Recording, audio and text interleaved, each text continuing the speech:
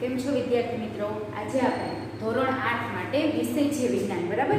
Chapter number 7 વનસ્પતિઓ અને પ્રાણીઓનું સંરક્ષણ એટલે કે રક્ષણ કઈ રીતે કરવામાં આવે છે, બરાબર? આપણે આમાં આગળના વિડીયોમાં, બરાબર, આગળના લેક્ચરમાં આપણે વનસ્પતિ સૃષ્ટિ અને પ્રાણી સૃષ્ટિ ત્યાં સુધી જોયું હતું, બરાબર? એની વ્યાખ્યા ને એ બધું ત્યાં સુધી જોયું હતું. એના પછીનો પોઈન્ટ છે સ્થાનિક જાતિઓ.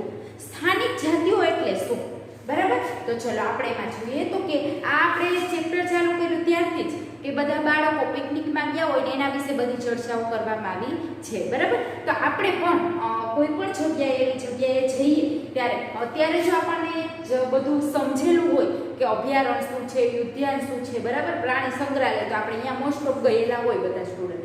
તો આ બધામાં શું તફાવત છે અને બે વચ્ચે શું ડિફરન્ટ છે, ત્યાં શું જોવા મળે, બરાબર?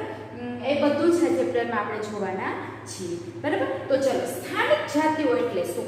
સ્થાનિક શબ્દ આવે એટલે આપણે ખબર પડે ત્યાં જ રહેતા હોય, સ્થાનિક હોય તેવા, બરાબર? તો જો હવે બાળકો ઝડપથી શાંતિપૂર્વક ગાઢ જંગલમાં એને પ્રવેશ કર્યો. બાળકો એક વિશાળ ખિસકોલીને જોઈને આશ્ચર્યચકિત થઈ ગયા. આપણે ખિસકોલી તો જોઈ હતી, પણ આ મોટી વિશાળ ખિસકોલી હતી. આ ખિસકોલીની પૂંછડી મોટી પીંછાકાર છે, બરાબર? તમને ચિત્ર આપેલું છે એનું તમારી ટેક્સ્ટ બુકમાં, બરાબર? પણ આમ બ્લેક લાગે કે ઝાડ ઉપર બેઠું એવું ચિત્ર છે એટલે તમે વ્યવસ્થિત ન જોઈ શકો, પણ અહીંયા તમે જોઈ શકો છો, બરાબર? અહીંયા તમે વિશાળ ખિસકોલીની પૂંછડી જોવો, એકદમ લાંબી અને પીંછાકાર છે, બરાબર? મોસ્ટ ઓફ આપણે ખિસકોલીને જોતા હોય તો કેવી હોય, પૂંછડી લાંબી તો હોય, પણ આ એકદમ વિશાળ ખિસકોલી છે. ચલો, જોઈ લીધું? સરસ. તેઓ જાણવા માટે એકદમ ઉત્સુક હતા કે એના જે સાથે હોય પ્રોફેસર, બરાબર, માધવજીએ જણાવ્યું કે વિશાળ ખિસકોલી આને કહે છે અને આ વિસ્તારની સ્થાનિક જાતિ છે, બરાબર, કે અહીંયા જ રહેતી સ્થાનિક જાતિ છે. વનસ્પતિઓ અને પ્રાણીઓની એવી જાતિઓ કે જે કોઈ એક જ ક્ષેત્રમાં વિશિષ્ટ રૂપે જોવા મળે તેને સ્થાનિક જાતિઓ કહેવાય, બરાબર? પછી વનસ્પતિ હોય તો પણ અલગ પ્રકારની, બરાબર, તમારે 6થા ધોરણમાં એમાં પણ આ જંગલ વિશે આવ્યું હતું ત્યારે એમાં આવી ગયું અલગ અલગ પ્રકારના વૃક્ષો હોય, બરાબર, કે પર્વતીય વિસ્તારમાં અલગ હોય, દરિયાકાંઠે અલગ હોય, તો આપણે ક્યાંક ગયા હોય, બરાબર, તો આપણે એને જોઈ, અને ઘણી વખત એવું બને કે આપણે એને જોયા હોય પણ આપણને એના નામ ખબર હોતા નથી, બરાબર? તો કે અહીંયા તમે પ્રાણીઓ કે વનસ્પતિઓ, બરાબર, એવી જાતિઓ કે જો કોઈ એક જ ક્ષેત્રમાં વિશિષ્ટ સ્વરૂપે કે તે ત્યાં જ થતા હોય અને ત્યાં જ રહેતા હોય, બરાબર, તો એને સ્થાનિક જાતિ કહે છે. ચલો આગળ જુઓ તો કે કોઈ અન્ય વિસ્તારમાં પ્રાકૃતિક રૂપે જોવા મળતી નથી, બરાબર? બીજા વિસ્તારમાં એ વસ્તુ જોવા મળતી નથી. આપણે દાખલા તરીકે દૂર હિમાચલ પ્રદેશ ઉપર જઈએ તો ત્યાંના વૃક્ષો હોય તો આપણે એ આપણા વિસ્તારમાં જોઈ શકતા નથી, બરાબર? તો એની સ્થાનિક જાતિ કહેવાય. કોઈ વિશિષ્ટ પ્રકારની વનસ્પતિ તેમજ પ્રાણીઓ કોઈ વિસ્તાર, રાજ્ય અને દેશની સ્થાનિક જાતિ હોઈ શકે, બરાબર? દાખલા તરીકે કોઈ પણ જગ્યાએ તમે જાઓ તો કે આપણા ગુજરાતમાં હોય, બરાબર, તો એ પછી બહાર ન જોવા મળતું, બરાબર? કોઈ આપણા દેશમાં છે તો બહારના દેશમાં ન જોવા મળતું હોય તો એની સ્થાનિક જાતિ કહેવાય. આપણે કેમ કાંઈ પણ વસ્તુ લઈએ, બરાબર, તો આ શહેરની આ વસ્તુ પ્રખ્યાત છે, બરાબર, તો એ અહીંયા સરસ મળતી હોય, બીજે હોય પણ એના જેટલું કંઈ પ્રખ્યાત છે, બરાબર, તો એ એક જ જગ્યાએ હોય, દેશમાં હોય, રાજ્યમાં હોય, બરાબર, કે આપણા શહેરમાં હોય તો એને સ્થાનિક જાતિ કહેવાય છે. પછી કયા તે લોકો ક્યાં ગયા તો કે પંચમઢી જેવા વરણ આરક્ષિત ક્ષેત્રમાં આવેલ સાલ અને જંગલી આંબા ઝાડને બતાવીને સ્થાનિક જાતિઓના ઉદાહરણ આપ્યા, બરાબર? તો કે ત્યાં જે વૃક્ષ હતા એ તેની સ્થાનિક જાતિઓ અહીંયા જ જોવા મળે, બરાબર? જંગલી આંબા અને સાલના વૃક્ષો એમને બતાવ્યા, બરાબર? બાયસન એટલે કે જંગલી બળદ, ભારતીય વિશાળ ખિસકોલી, ઉડતી ખિસકોલી આ વિસ્તારના સ્થાનિક પ્રાણીઓ છે. ઉડતી ખિસકોલી, બરાબર, આ એક નવીન કહેવાય કે ઉડતી ખિસકોલી જે છે, બરાબર, એ આપણે જોઈ ન હોય, બરાબર, તો એની ટેક્સ્ટ બુકમાં એનો ફોટો નથી આપેલો પણ અહીંયા તમે જુઓ ઉડતી ખિસકોલી છે, બરાબર, આ આપણે જોઈ ન હોય ક્યારે. જણાવ્યું કે તેમના નિવાસ સ્થાનનો નાશ થવાથી અને વસ્તી વધારાને અને ત્યાં નવી જાતિઓ આવવાથી સ્થાનિક જાતિના કુદરતી નિવાસ તેમના અસ્તિત્વને પણ જોખમ થઈ શકે છે, બરાબર છે? કે જો એનો નાશ થાય, આપણને ટેક્સ્ટમાં પ્રશ્ન પૂછ્યો છે કે કેટલીક વખત સ્થાનિક જાતિઓ લુપ્ત થઈ ગઈ હોય, બરાબર, તો આ સાચું છે તો કે હા. શા માટે, કેવી રીતે લુપ્ત થાય? તો કે ચલો દાખલા તરીકે સ્થાનિક જાતિઓ એટલે કે કોઈ જંગલ છે એમાં જ રહેતી હોય, બીજા વિસ્તારમાં જોવા મળતી ન હોય, તો એ જંગલને વસ્તી વધારાથી આપણે જોઈ ગઈએ ને કે જંગલોનો નાશ ક્યાં ક્યાં કારણોથી થાય, તો કે વસ્તી વધારો હોય તો એનો નાશ કરી આ બિલ્ડિંગો બનાવે, કા કોઈ ઉદ્યોગ વસાવો હોય તો એના માટે તો જંગલનો નાશ કરે, તો આ જે પ્રાણીઓ છે એની સ્થાનિક જાતિઓ છે, પક્ષીઓ જે છે બરાબર એ પણ લુપ્ત થતા જાય છે બરાબર. તો આ સાચું છે કે સ્થાનિક જાતિઓ ધીમે ધીમે અમુક જગ્યાએ લુપ્ત થતી ગઈ છે. ચલો પહેલા તો જાતિ એટલે શું, તો કે એ આપણને ખબર જ છે, તો એનું જોઈ લઈએ કે એ સજીવોની વસ્તીનો એવો સમૂહ કે જે બીજી સાથે આંતર પ્રજનન કરવા માટે સક્ષમ હોય બરાબર. એનો અર્થ એ થયો કે એક જાતિના સભ્યો અન્ય જાતિઓ સિવાયના માત્ર પોતાની જાતિઓના સભ્યો સાથે જ પ્રજનન કરી અને સંતતિનું નિર્માણ કરે અને એક જ જાતિના લક્ષણો ધરાવતા હોય. ચલો તમે એવા વિસ્તારમાં વસવાટ કરો છો કે જ્યાં વિસ્તારની સ્થાનિક વનસ્પતિઓ અને પ્રાણીઓ વિશે જાણ મેળવો. તમે કોઈ પણ વિસ્તારમાં છો બરાબર, તો ત્યાંની વનસ્પતિ અને પ્રાણીઓની સ્થાનિક જાતિ વિશે તમે જાણ મેળવો બરાબર. એટલે કે ત્યાં આપણી જે આજુબાજુ રહીએ છીએ એટલે કે ત્યાં જ રહેતા હોય એવી વનસ્પતિ કે પ્રાણીઓ, તો આપણને ખબર હોય કે આ પ્રાણીઓ છે આપણે અહીંયા જ જોવા મળે છે, તો એના વિશે તમને ખ્યાલ હોય બરાબર. ચલો એના પછીનો પોઈન્ટ છે વન્ય પ્રાણી અભયારણ્ય બરાબર. એટલે શું, તો કે આરક્ષિત જંગલોની જેમ કેટલાક એવા વિસ્તાર કે જ્યાં વન્ય પ્રાણીઓ સુરક્ષિત તેમજ સંરક્ષિત હોય, એટલે કે તે સુરક્ષિત છે તો તેને વન્ય પ્રાણી અભયારણ્ય કહેવાય. એવો આરક્ષિત વિસ્તાર બરાબર, એવો વિસ્તાર નક્કી કરેલો હોય કે ત્યાં શું હોય તો કે જે પ્રાણીઓ કે પક્ષીઓ જેનું અભયારણ્ય હોય બરાબર એ અહીંયા સુરક્ષિત હોય. જંગલ છે બરાબર, તો અહીંયા સુરક્ષિત ન હોય. શા માટે, તો કે વસ્તી વધારો કે આવા કારણો આવે તો એ જંગલનો નાશ કરી શકે, પણ અભયારણ્યમાં નાશ થઈ શકે નહીં.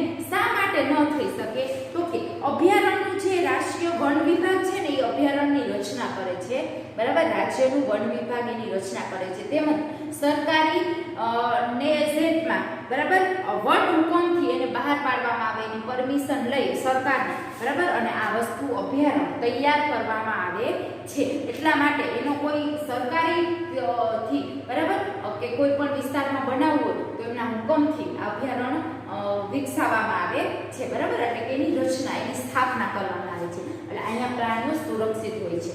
ચલો હવે આપણે અભયારણ્ય વિશે જોવાના છે એ પહેલા આપણા ગુજરાતમાં આવેલા અભયારણ્ય વિશે જોઈ લઈએ બરાબર. આપણા ગુજરાતમાં જોઈએ તો 21 અભયારણ્ય આવેલા છે, પણ આપણે હું તમને 4 થી 5 અભયારણ્ય વિશે ચર્ચા કરીશ બરાબર.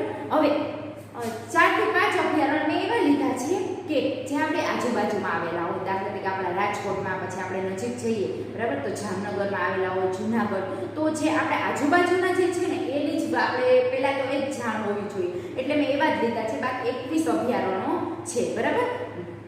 તો ચલો આપણે જોઈએ તો કે પહેલું જ અભયારણ્ય છે રામપરા અભયારણ્ય બરાબર. ક્યાં આવેલું છે, તો કે રાજકોટમાં, એટલે કે વાંકાનેર, રાજકોટ જિલ્લામાં વાંકાનેર પાસે આવેલું છે. અને કેટલા કિલોમીટર સુધી છે, તો કે 15.01 ચોરસ કિલોમીટર સુધી તે આવેલું છે બરાબર. અને ત્યાં એની સ્થાપના થઈ છે 1988માં બરાબર. આ અભયારણ્ય રામપરા અભયારણ્ય જે છે રાજકોટમાં વાંકાનેર પાસે આવેલું છે, તેની સ્થાપના 1988માં થયેલી છે.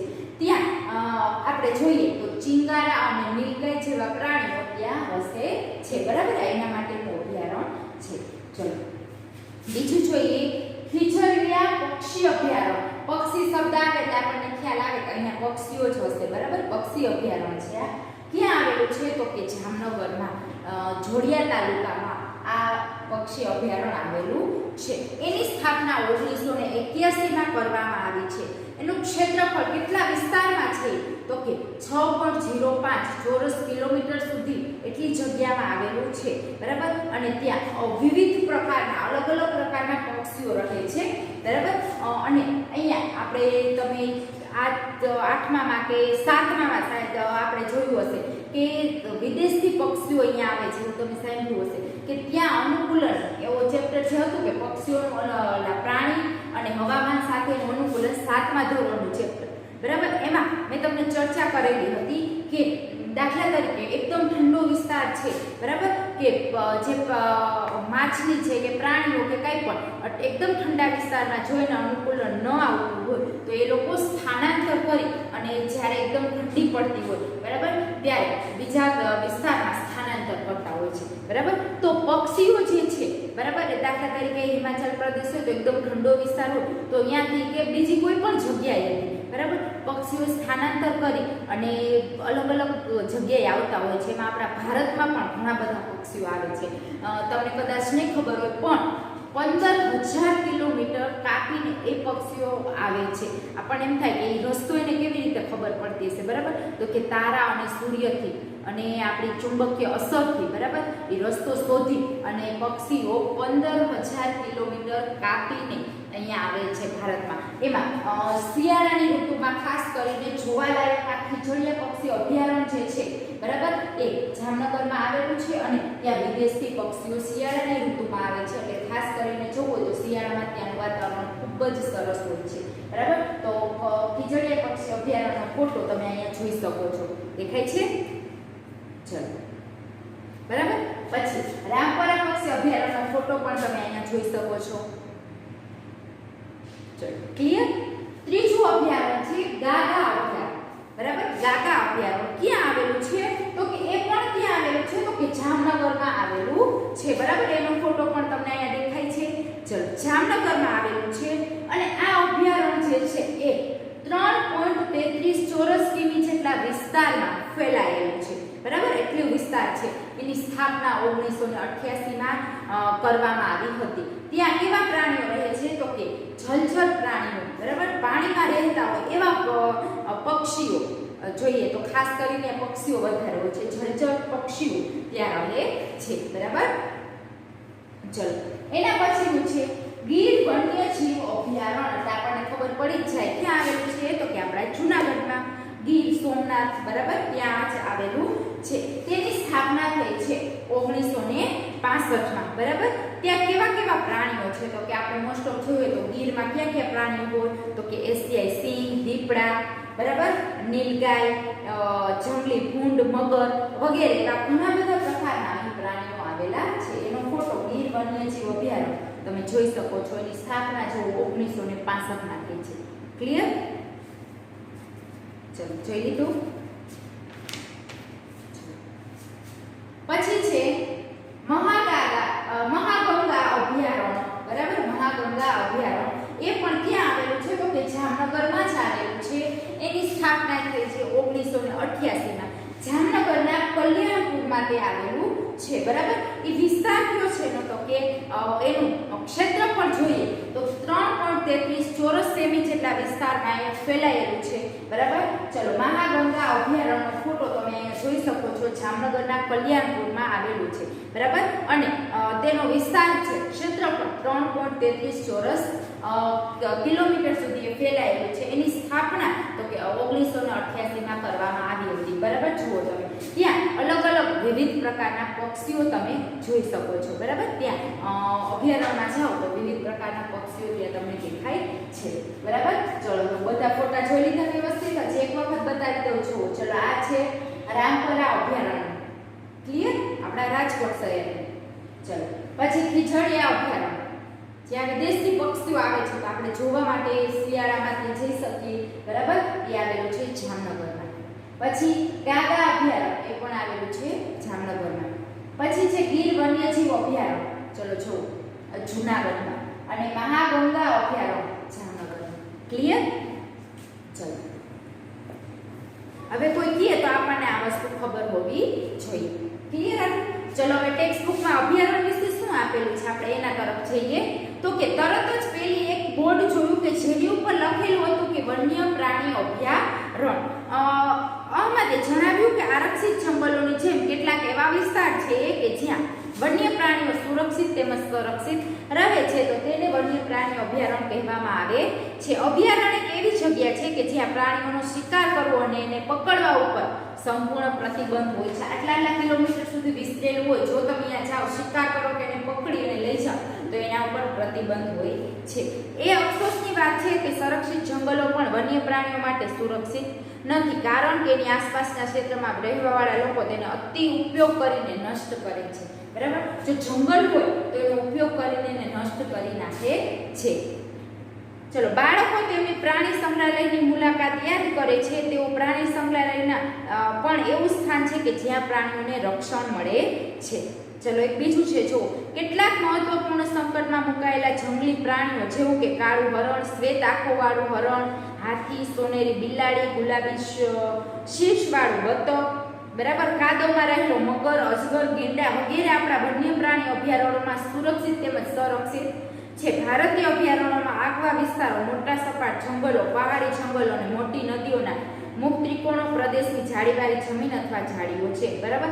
આ જે મેં નામ લીધા, બરાબર, એ આપણા અભયારણ્યો જે છે એમાં એકદમ સુરક્ષિત છે. ચલો, હવે તમે કોઈ પણ જગ્યાએ જાઓ, બરાબર, ત્યાં તમે પ્રાણી સંગ્રહાલયની મુલાકાત લીધી હશે, તો પ્રાણી સંગ્રહાલય જે છે એમાં પ્રાણીઓને કેવી રીતે રાખવામાં આવે તો જોયું હોય તો મોટું સરસ મજાનું, દાખલા તરીકે સિંહ રહેતો હતો, મોટા પિંજરા બનાવેલા હોય, એની અંદર એને ખોરાક આપી દે, બરાબર. પક્ષી હોય તો એને પણ પિંજરામાં પૂરેલા હોય, કોઈ પ્રાણી હોય તો પણ ત્યાં તમે રાખેલા હોય છે, બરાબર. તો હવે તમને એમ વિચાર આવે, ત્યાં પ્રાણીઓ સુરક્ષિત જ હોય, તમે જાઓ પ્રાણી સંગ્રહાલયમાં, બરાબર છે, તો તમે એમ કહો કે ચલો આ પ્રાણીને મારે લઈ જવું છે, ત્યાં શિકાર કરવો છે, તો એના ઉપર પ્રતિબંધ જ હોય છે. પરંતુ અભયારણ્ય અને પ્રાણી સંગ્રહાલયમાં શું ફેર છે, બેનો તફાવત શું, એમ તમને એવો પ્રશ્ન થાય, બરાબર. તો કે જે અભયારણ્ય છે એમાં પક્ષીઓ એની રીતે આરામથી હરીફરી શકે, બરાબર. આ જગ્યાએ દાખલા તરીકે 3 કિલોમીટરમાં વિસ્તરેલું છે, તો સરસ મજાની જેવી જગ્યા હોય એ પ્રમાણે નાના નાના નદી કે તળાવ કે બરાબર એવા ખાડા કરી અને સરસ મજાના પાણીથી ભરેલા હોય તો અહીંથી અહીંયા સુધી સ્થાનાંતર કરતું. અને જ્યારે પ્રાણી સંગ્રહાલયમાં શું થાય તો કે એને જે પિંજરામાં પૂરેલું હોય ત્યાં જ તેને ખોરાકને બધું આપવામાં આવે, પાણી ખોરાક ત્યાં જ આપવામાં આવે, અને અહીંયા પ્રાણી કે પક્ષી પોતાની રીતે હરીફરી શકે છે, બરાબર. એટલા માટે જ વિદેશથી પક્ષીઓ આવતા હોય પછી પાછા જતા રહે, બરાબર. તો બે વચ્ચે આ ડિફરન્ટ છે. ચલો, હવે રાષ્ટ્રીય ઉદ્યાન વિશે જોઈએ. તો આ અભયારણ્ય પૂરું, હવે પછીના લેક્ચરમાં આપણે રાષ્ટ્રીય ઉદ્યાન શું છે, બરાબર, અને એના વિશે આપણે ચર્ચા કરશું. તો અહીંયા સુધી આપણે રાખીએ, બરાબર. ચલો, હોમવર્કમાં આપી દઉં કે સ્થાનિક જાતિઓ, બરાબર, સ્થાનિક જાતિઓ એની વ્યાખ્યા લખવાની, રફમાં જ કરજો, બરાબર. અને બીજું જોઈએ તો ચલો, સ્થાનિક જાતિઓની વ્યાખ્યા, વન્ય પ્રાણી અભયારણ્યની વ્યાખ્યા, બધું રફમાં તમારે ખાલી તમારી યાદી માટે કે આપણને આજે વિડીયો જોયો છે, બરાબર, તો યાદ રહે એટલા માટે લખવાનું. અને જે મેં પક્ષી અભયારણ્ય કીધા 21 છે, બરાબર, તેમાંથી 5ની મેં ચર્ચા કરી તો કે ક્યાં આવેલું છે, કેટલું ક્ષેત્રફળ છે અને એમાં કયા કયા પ્રાણી અથવા તો પક્ષી જોવા મળે છે. તમારી CW માં લખવાનું છે અભયારણ્ય કોઈ પણ 5. આના સિવાયના તમારે લખવા હોય તો પણ તમે લખી શકો છો. એનું ક્ષેત્રફળ ક્યાં આવેલું છે અને એમાં કયા પક્ષી અથવા તો પ્રાણી રહે છે, બરાબર. આના સિવાયનું પણ તમારે લખવું હોય તો એ વસ્તુ પણ તમે લખી શકો છો, બરાબર. ચલો, અહીંયા સુધી રાખીએ. આના પછીના લેક્ચરમાં પછીનું જોઈશું આપણે. Thank you.